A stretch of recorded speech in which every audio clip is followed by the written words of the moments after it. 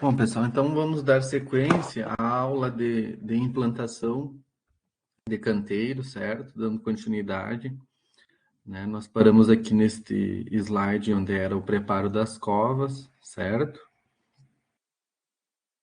Então agora aqui eu fiz tem esse esqueminha aqui que seria, né, uma implantação na horta, na pequena propriedade, que é o que vocês, se não forem trabalhar ou fazer uma horta comercial, né, vão estar utilizando bastante isso. E também vai ser as etapas, né, que basicamente a gente vai fazer na implantação da nossa horta experimental. Então, primeiramente, vai ser a marcação dos canteiros, né, colocando em cada extremidade um piquete, né, e logo após demarcar com auxílio de um barbante, né, as extremidades. Isso então, né, para que os canteiros eles fiquem bem retos, né? Depois então é feito o revolvimento do terreno numa profundidade mais ou menos ali 20 centímetros, com auxílio do enxadão ou de outra ferramenta, né, uma enxada, caso não tenha um enxadão. Após então é feito o revolvimento, em que é interessante para que essa terra fique sem aglomerados, sem agregados, né, que muitas vezes pode acontecer, né? Então é feito o peneiramento da terra para retirar pedras, metais, vidros e outras coisas, né? Tentando deixar esse solo mais limpo que possível. Após então é feita a calagem, né? Com 200 gramas mais ou menos por metro quadrado de cal hidratada. Daí então isso aí deve ser esse cal, a calagem então, ela deve ser incorporada uniformemente, né? Previamente na terra que eu revolvi anteriormente. E aqui ele diz, né, 18 dias antes do plantio. Mas vocês sabem, né, que isso aí tem que ser feito, né, até 3 meses, depende se eu utilizo calcário filler, né? Daí pode ser uns 2 meses, mais ou menos, até 6 meses antes do plantio. Só que muitas vezes, né, o planejamento ele não acontece nesse período, né? Então, né, aqui ele diz 18 dias antes do plantio, mas é muito pouco tempo. É pouco tempo ainda, deveria ser feito antes. Por isso que nós também, né, quanto antes a gente já começar a trabalhar nos canteiros lá, melhor ainda. Mas se bem que a nossa horta ela não é mais para produção, é mais para o aprendizado de vocês, certo? Após é feita, então, depois de 7 dias de aplicado o cal, né, é feita a adublação orgânica com 4 litros de esterco de galinha e 12 litros de esterco de curral curtido ou composto por metro quadrado. E então distribuir e incorporar isso de forma uniforme, esse é adubo orgânico, certo? Após é feita, então, a adubação mineral, passados 7 dias da adubação orgânica, aplicando em torno de 100 a 200 gramas, mais ou menos, do adubo de formulação 4,14,8 por metro quadrado. Isso, então, vai ser distribuído e incorporado de forma uniforme também, assim como foi feito com a adubação orgânica, certo? Após, então, com auxílio do ancinho, né, ou rastelo, não sei como é que vocês chamam, né, é feito o nivelamento desse canteiro para a posterior implantação, né, das sementes ou das mudas, elas já foram produzidas, certo? Na sequência, então, é feito o espaçamento, então, do canteiro, né, como a gente viu, eles devem ter um espaço entre um e outro de mais ou menos 50 centímetros, aqui para ter esses caminhos, né? 40, 50 centímetros, né? Para que passe não só uma pessoa, mas também um carrinho de mão, algum outro implemento que porventura seja necessário, certo?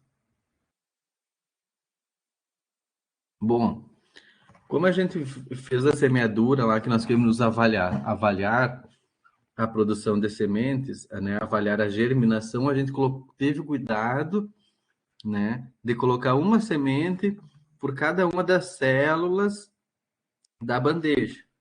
Mas na prática não é assim, né? Na prática são colocadas, né, até com a ajuda de uma folha de papel, são distribuídas essas sementes em caixas, né? Ou mesmo se eu fizer em célula. Então é feito depois o desbaste, ou seja, A retirada é deixada, por exemplo, só esse excesso de plantas que nasceram, né? E eu tento, então, deixar mais ou menos só uma por célula, no caso, está fazendo em bandeja, ou se eu estiver fazendo no canteiro direto, daí eu tento retirar as que ficaram muito próximas, as plantas que germinaram muito próximas uma da outra. Porque o que, que vai acontecer? Se eu não retirar, elas vão acabar competindo, né, entre si, e não é isso que a gente quer numa produção, numa horta, né? Então, daí elas vão acabar competindo por água, por nutrientes, por luminosidade. Então, é bom deixar o espaçamento adequado, que isso aí vai ser de acordo com a espécie. Se vocês olharem lá atrás do pacotinho da semente, diz o espaçamento que tem que ter. Então, o desbaste é a retirada desse excesso de plantas, né, que eu larguei, que eu semeei, certo? Deixando o espaçamento que é recomendado na, na embalagem da semente, certo? Deixando, então, em torno de 5 centímetros entre uma muda e outra na célula da bandeja, certo? Mas isso vai variar, né? Obviamente, eu saliento a, com a espécie que eu estou plantando. Se for uma espécie maior, de crescimento mais rápido, tem que deixar mais espaçamento, inclusive. Então, tem que observar o que é a recomendação atrás do saquinho, certo? O transplante, por exemplo, no caso da alface, né, feito quando tem 4 ou 8 folhas, mais ou menos. Muito cuidado, né, o transplante da bandeja para horta, né, para o canteiro, né. Evitar danos às raízes, então tem que ter muito cuidado ao retirar para não quebrar essas raízes, né, porque, como vocês sabem, através das raízes que absorve água, nutrientes, certo? Então, é muito importante que ocorra, que eu não danifique essas raízes quando eu tirar, tentar retirar o mais inteiro possível, certo? E o canteiro eu tenho que umedecer ele bastante, certo? Previamente a fazer o transplantio para não estar aquele solo seco. Vocês lembram que também a gente irrigou bastante as, as bandejas que a gente fez, né? Da mesma forma, o canteiro então tem que estar previamente irrigado. Lembra que nós irrigamos inclusive o substrato, né? Antes de colocar ele na bandeja. A mesma coisa o canteiro, né? Antes de eu colocar as mudas, eu tenho que irrigar ele bem para não ter o problema de faltar água, certo? Então ali, como é que vocês aqui então, por exemplo, nessa muda aqui, ela tem mais ou menos, vocês vejam que ela já está bem grande, né? Para ela poder então sobreviver de uma maneira melhor no canteiro, certo? E olha aqui também como não foi danificado as raízes. Aqui ele conseguiu tirar a célula, ele só puxou aqui e veio toda a terra que estava, o substrato que estava na célula da bandeja, certo? Vocês viram que ele veio tudo inteirinho aqui. E é isso que a gente quer, que esse torrão aqui não se desfaça, que ele venha o mais, que não seja desfeito, que ele venha o mais intacto possível, certo? Outro aspecto bastante importante, que eu também comentei na aula teórica presencial, é a questão da rotação de culturas, certo? Porque é muito importante, então, porque evita o cúmulo de fungos e bactérias patogênicas, certo? Então, se eu planto uma espécie e depois eu vou plantar a mesma espécie ali naquele canteiro, ele já vai estar cheio do fungo que ataca a cenoura, por exemplo, se eu estou plantando sempre cenoura, já vai estar cheio de fungos que atacam a cenoura.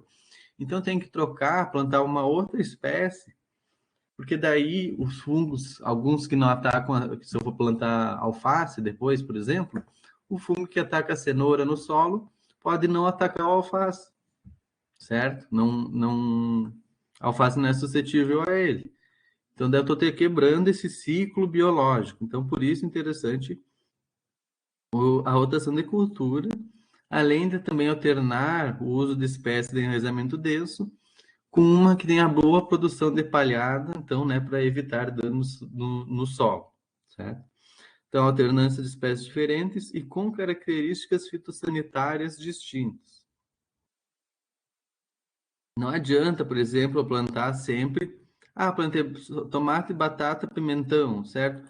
Todas essas plantas, certo? Pertencem ao grupo das solanáceas, certo? Então não vai, daí eu vou estar plantando a mesma espécie, as mesmas plantas que os fungos têm, que os fungos atacam, entende? Eu tenho que mudar, então, as brássicas também, por exemplo. Todas essas plantas aqui, nabo, brócolis, isso aqui é tudo brássica. Então, eu não posso, eu tenho que plantar diferentes, né? Da família das brassicáceas, porque senão aquele fungo que está acostumado a comer, por exemplo, a atacar, por exemplo, o brócolis, se depois eu plantar couve, né? Ele vai atacar a couve, porque é tudo brássica ou lerácea, é tudo a mesma espécie. Então, todos são suscetíveis ao mesmo grupo de fungo, pode-se dizer. Então, eu tenho que plantar uma coisa diferente. Por exemplo, se eu plantar brócolis, depois eu planto tomate, e depois eu planto cenoura, alguma coisa assim, entende? Não plantar, tipo, couve, flor e brócolis, porque é tudo a mesma coisa, é tudo a mesma espécie, inclusive. Não é só da mesma família, como é tudo brássica ou lerácea. Então, aquele fungo que já está acostumado com o brócolis, ele já vai atacar a couve-flor, por exemplo, porque é tudo, porque eles atacam por espécies, certo? Aqui o caso das solanáceas, então, né?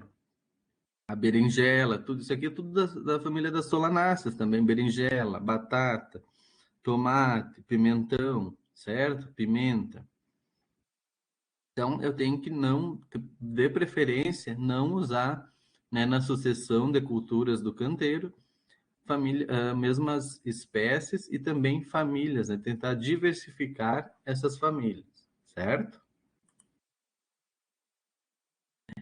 E outra coisa muito interessante também é usar os cultivos consorciados. Aí é quando na mesma época eu planto, né? Eu não planto um canteiro só de couve, por exemplo, né? De rúcula. Eu planto naquele canteiro diversas espécies, que daí o que vai estar acontecendo, né? Algumas vão estar mais, os fungos que estão aqui, né? Eles não vai ter uma quantidade tão grande de fungos, né? Ou de bactérias, de doenças de solo. Porque aqui tem uma espécie que ele ataca, mas essa daqui já não vai atacar, certo? Por exemplo, a cenoura e essa outra espécie aqui, né? Inclusive, algumas podem ser espécies repelentes daquele fungo, como tem algumas espécies que são repelentes de micro-organismos, certo? Então, é muito importante, é muito legal se possa fazer esses cultivos consorciados, certo?